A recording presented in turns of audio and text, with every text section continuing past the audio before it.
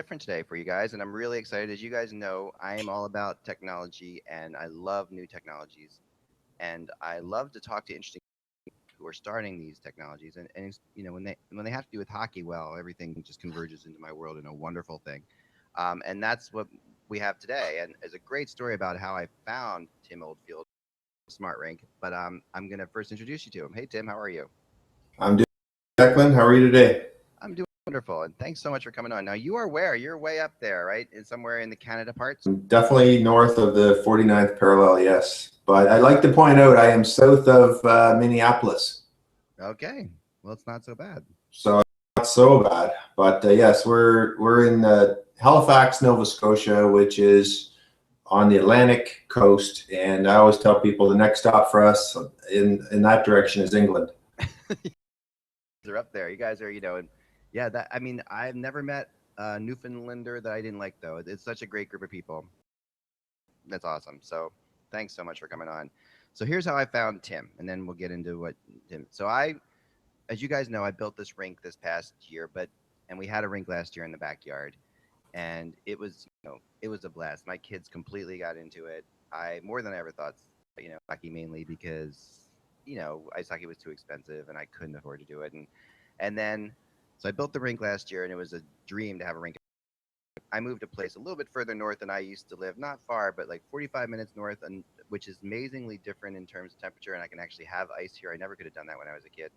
So, we had the rink for 2 years, and last year about this time, I started researching something that I had seen at one of the NHL events, which was synthetic ice. Basically the astroturf of ice. And I'm thinking, okay, this is kind of cool because, uh, you know, I just didn't think it could be any good. This is crazy. I mean, and I didn't know anything about it, so I started researching it, and I got into the rare thing now on the internet because growing up as a journalism major, it was hard to find any information, but now with Google it's so easy to find any information. So I figured that would be no problem researching synthetic ice. I would find the best out there. I'd find the best company, and I amazed at how confused I got for me. And I'm a pretty good researcher, so I went up and down and back and forth. And last year, just really kind of just got frustrated. Just said, you know what? Maybe next year we'll do this. So this year I started the search again. We really built the rink. This wasn't just laying a thing in the backyard. Now we have a real 40 by 20 foot elevated rink. So we really built it. So I went into synthetic ice. My kids just wants to play ice hockey now after having played soccer whole life. So now I really start researching again. I ran into the same issue until I came across Tim, and who finally, for the first time anywhere on the internet, when I got to SmartRInk.com, I really just for the first time I was actually told what the synthetic ice was, and so Tim, first I have to thank you for that. You're very welcome. No, and I think that's the thing that really has distinguished you, because there are lots of companies who do this. First, explain what synthetic ice is to everybody, because a lot of people just really have never heard of it. Yeah, that's true. Synthetic ice is basically it's a polymer. So essentially, to you and me and most people, it's a plastic, but it's an engineered plastic. Like anything, there's Fords and there's Mercedes out there, and the synthetic ice business is no different. But essentially, it's a plastic that all starts out as a resin. Dry resin like sugar or icing sugar grains, and there's various formulations, but the best products can be skated on, and they can be connected to form up to a size NHL Olympic size rink. And there's virtually, from a skating perspective, nothing that can't be done on synthetic. There's nothing you can't do on synthetic do on real ice, I should say. That's what's amazing to me. And I think that I hope that you're not in trouble with your Canadian friends for unleashing this power to us in the US, because the only reason you've dominated this sport for all these years is the fact that you have actual ice. Because we have 10 times the population, Tim. This is all part of my grand scheme to say hockey above Canadian hockey. I think you're taking a step. I don't know. The last couple of Olympics haven't looked too good, but this this really does change things. This really is a game changer, and that's what excites me so much about it. I mean, I was a kid, and you don't know how much I wanted to play ice as a kid. It made me crazy. One of my best friends was an ice hockey goalie, and I took all of his stuff, and after he grew out of it, and played street hockey as much as I could. But there was no way I was gonna, because you just can't go to a pond here in Canada. And yeah, oh my gosh. So the fact that this stuff existed, Yeah. if it existed back then, I'd probably be in the NHL playing tonight in a playoff game or something like that. But I'm not. I'm here instead. And but I want you. I'm going to be amazed. So I was skeptical at first, of course, that this was possible. So one of the things that's amazing about smart, and I want to bring up the website, the SmartRInk website. That's really this is for the first time when I was anywhere, smartrink.com. Okay, you have a whole section on your website that basically are essays by you, where you actually write blogs or articles about what this is, and really explain it in real terms, because so many people, there's a resource section here. I'm going to bring this up for a resource section, and so many people actually, when I talk to them or when I was researching myself, would say, okay, what they would promise the world, Yeah. and you have your synthetic ice articles in here where you have a whole bunch of questions about synthetic ice, and every one of these is not just like, a small thing. You actually went in here and took the time to write, these are good questions you should ask other companies besides yourself. I mean, this is really cool. To me, shows you guys are pretty confident in what it is you're doing. What inspired you to really start educating everyone on this? Well, I think what inspired me is, probably not a whole lot different than yourself. A hockey dad, and I didn't grow up playing the game. Interestingly enough, I mean, we all played shinny, we all played pond hockey, we all played street hockey, like every little kid in Canada does. But my family grew up skiing, so I was kind of married to the ski thing. Mm-hmm. But my kids, on the other hand, a very different story. Very much hockey kids. So what got me interested in synthetic ice is trying to find a training tool, I guess, for lack of a better word, that my kids, we have a big garage at home, for lack of a better word, that they could go home, practice, they're off ice and they're dry land and whatnot. I was looking for something. How do my kids get the edge? How do I give my, one of my taglines is give your kid every chance to make it. And, that's from a marketing point of view, I think it's something that's resonated pretty well here in Canada for sure as well, as hockey continues to grow. But, so it was really, I had the same questions that everyone has, I guess, to come back to your question. Yeah. So why do I think it's important? I had those questions, and quite frankly, I wasn't finding the answers. So, I spent enough time and I did the research, and I am fortunate to work with a gentleman who engineered and literally invented some of the systems that we use. And he's been doing this since 1978. So I've got the benefit of, his name is John Thorpe, and I have the benefit of having worked with him the last better part of 10 years. And so that's kind of, that's the background in terms of how I came up with the information. But I think, we took a list of frequently asked questions that we continue to get every single day. And there's not too many we haven't heard now, but there's of them. And one of the most common ones is like, can you literally skate on it? Can you skate on it? And we do events and people are shocked, and they, are those rollerblades? Are those real skates? How come it's not cold? Where does it plug in? That we get. Yeah. And then people reach down and they touch it and they say, well, it's not even cold. How do you move on it? Can you stop on it? So all those questions that go through your mind right away, we get those every day. So I just said, I'm gonna put a volume of information together for people that they can read it.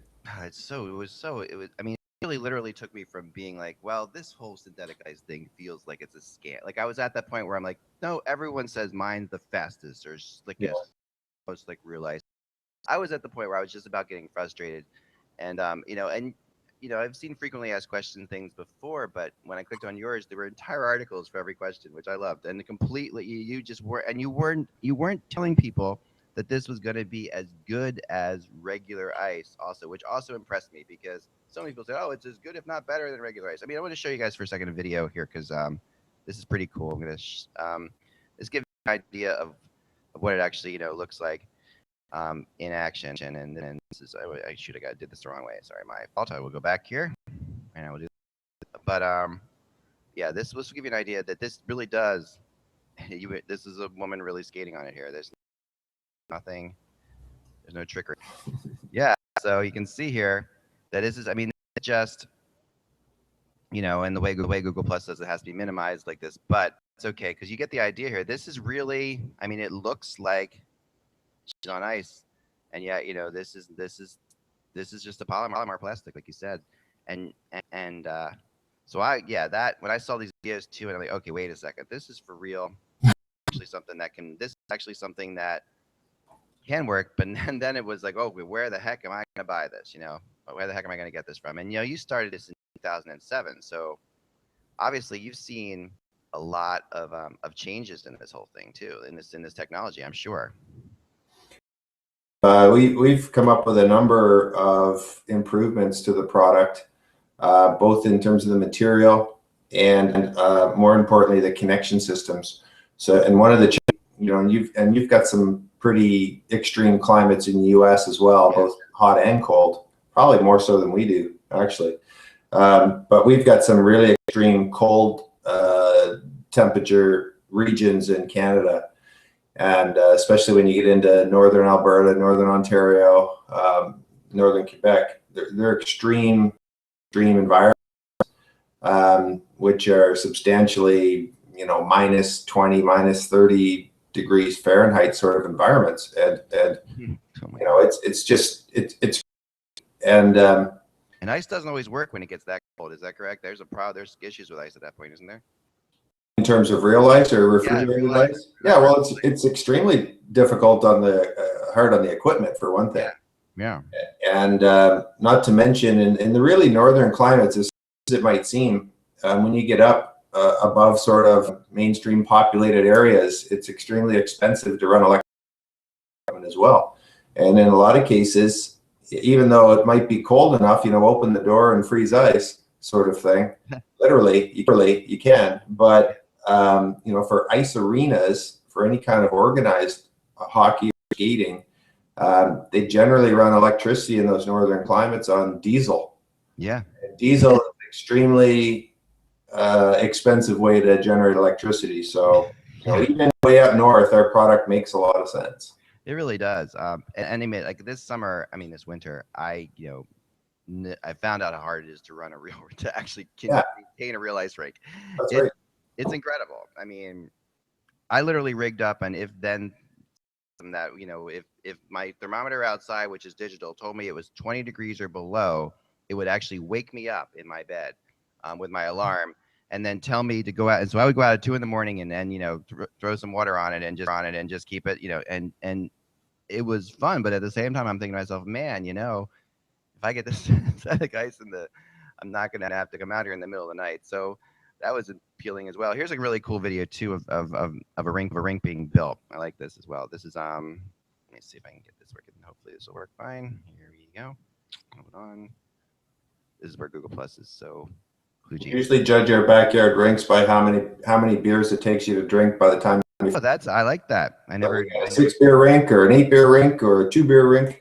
Oh, we were definitely a good old probably 4-beer rink, I would say. Yeah, about right for me. I think that was about.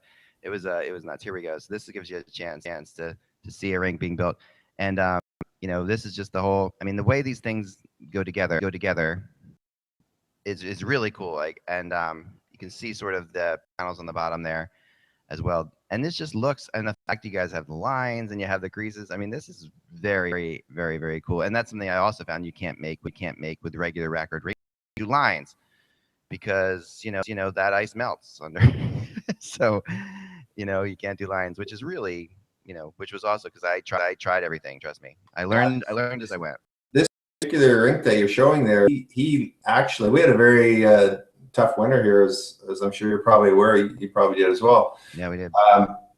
But it was cold enough this year that certainly a lot of people freeze water over the rinks again.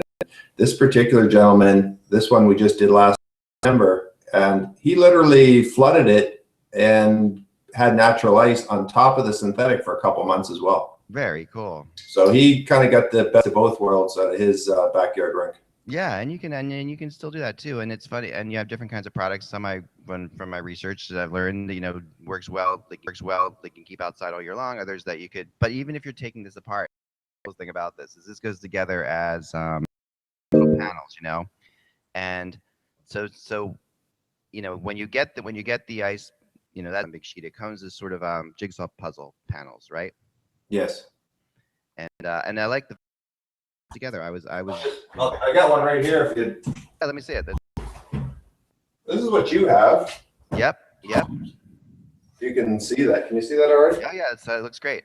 So you can see how this is, and it is really interesting the way you did the corners. After a while, I figured out, there's a pattern to this whole thing, and how it goes together. But it perfectly flat. Like I don't have the most flat thing out there. I build a deck, and I'm not a professional deck builder, but it works perfectly fine, and it lays flat. I'll show you guys a picture of mine too as we go here. But no, what and at this point, this is the other amazing thing about this that I really wanted people to get to know this, is that you guys do this. You guys have a deal where you'll send, if you just pay the shipping, you'll send a sample to people to try. We will, and it's a lot of people ask for, can I have a sample of your product? Right. Well, guess what? It looks like a cutting board, folks. Yeah. It's not a cutting board. Trust me, it's a lot more expensive. Yeah. But there's not a whole lot of value. There's not a whole lot of value in sending someone something that looks like this. I want someone to be able to actually skate on it. Yeah. So in the case with you, for example, we sent enough panels that you could actually, put your skates on and test the glide, and the product works. That is our goal, to get as much product in people's hands as possible. And our belief is, we believe in our product. We think we have a great product, and we want people to try it.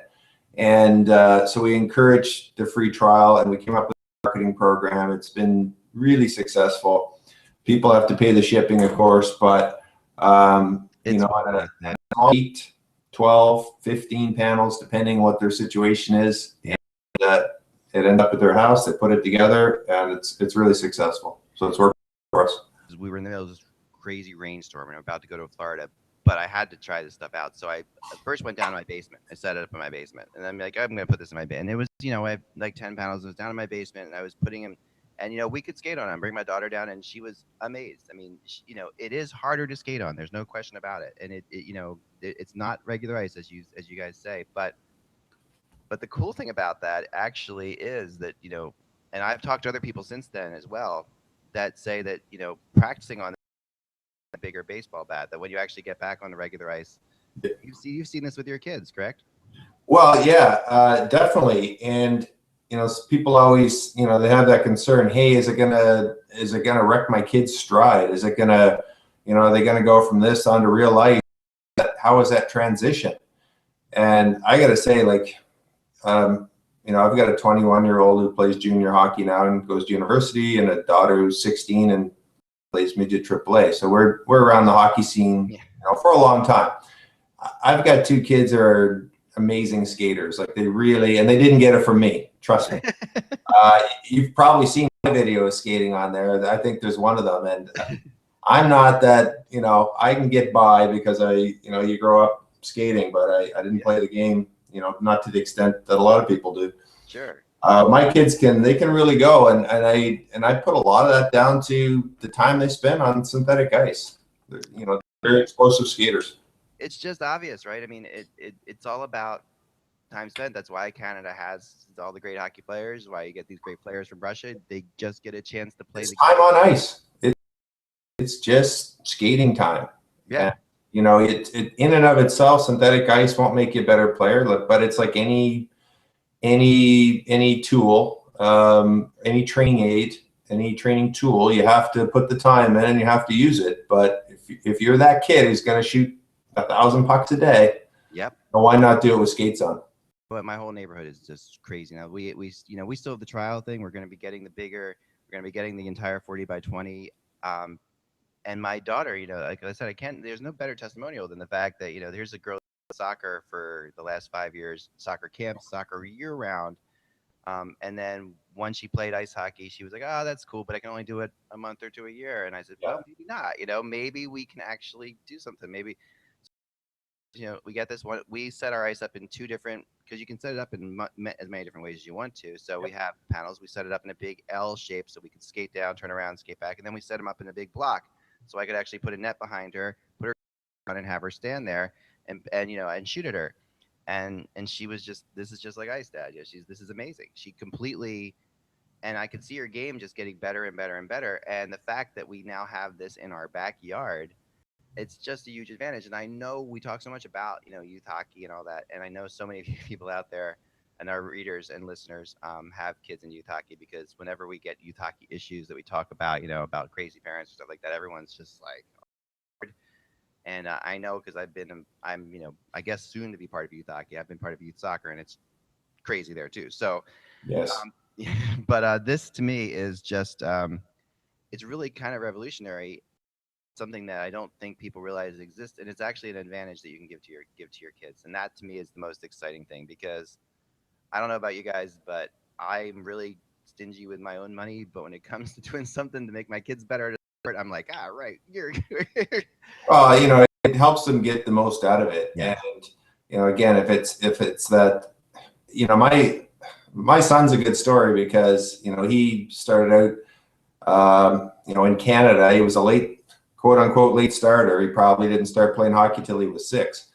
You know, where some of them are playing when they're 3 and 4, literally. But so he had, you know, he was behind probably a year or 2 from a hockey development point of view. And when he was, you know, 7, 8, 9, he was playing house league hockey. And, you know, he got cut those first couple times, and I'll tell you, it was hard. And, you know, anyone who's got kids, gets cut on the team. But he was the bubble kid, the perennial bubble kid, 2 years in a row, and it just made him angry. And so that's really what got me motivated into trying to help him with the skills that I had. And I did go into coaching, and, you know, I was out there teaching power skating, and I had no business doing it, but I was doing it.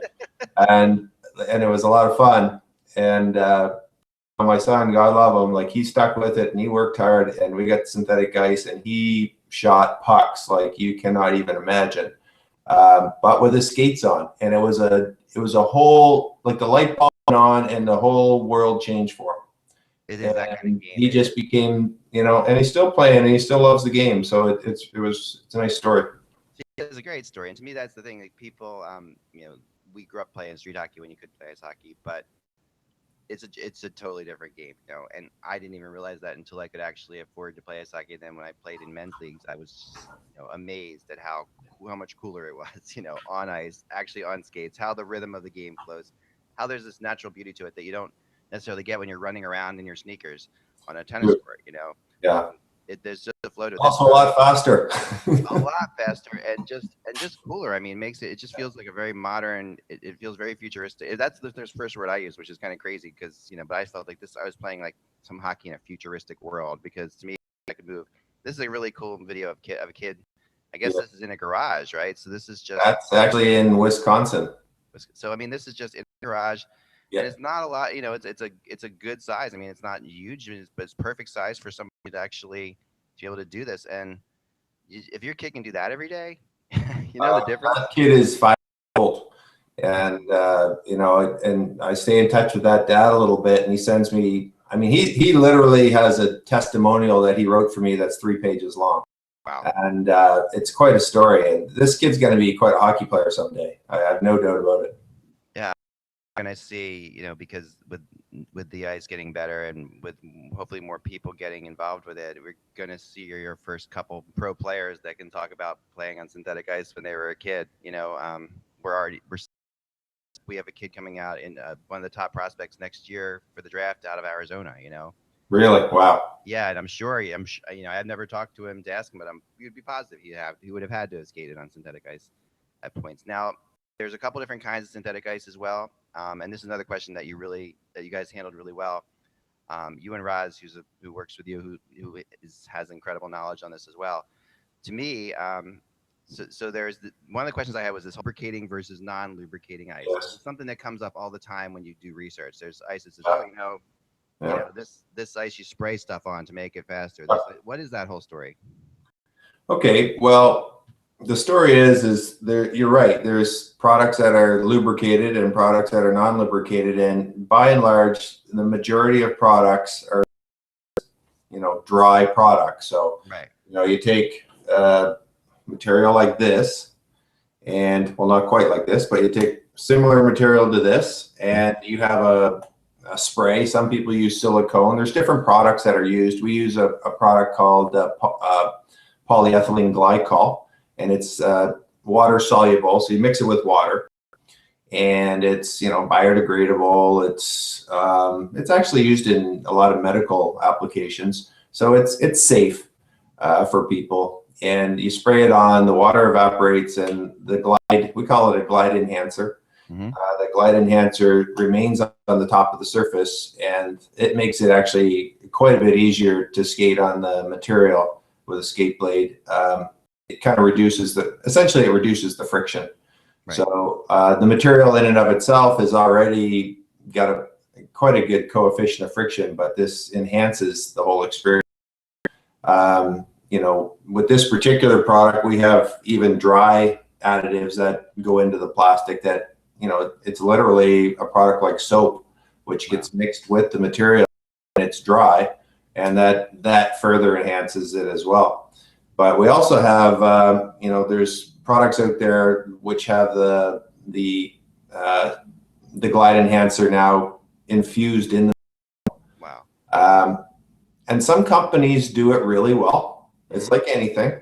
Yeah. And some companies, it's a work in progress. Let's put it that way. Yeah. I'll be nice. It's a work in progress. Some of them are literally leaching oils like right off the product onto your floor.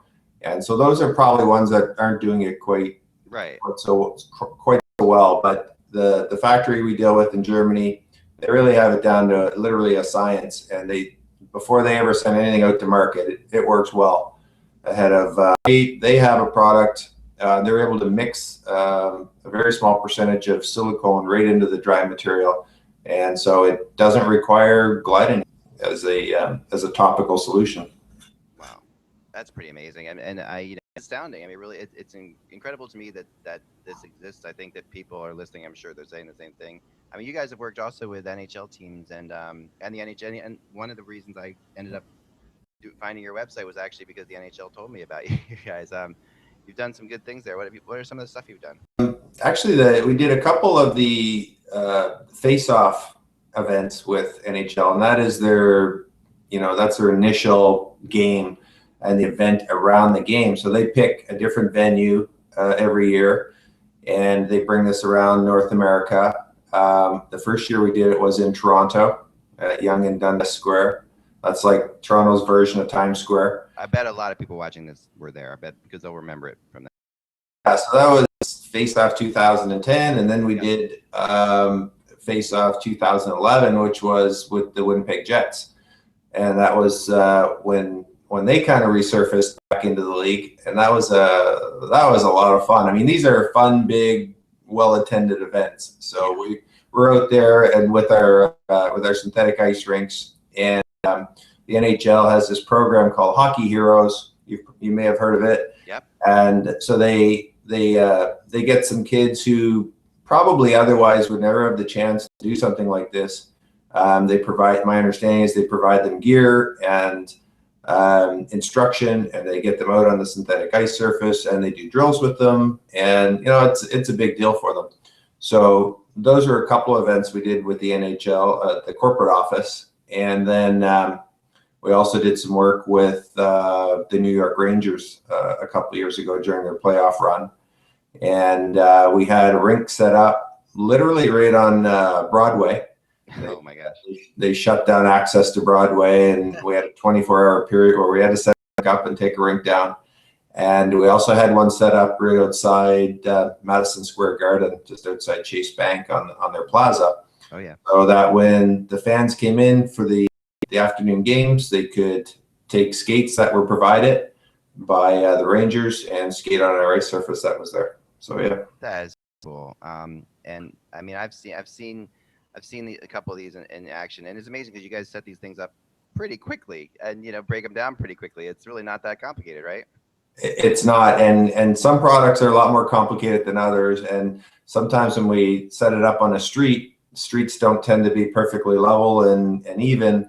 So we've got another product it's a little more complex, but I don't know if you can see this or not. Yeah. But these are actually two panels. Oh, wow.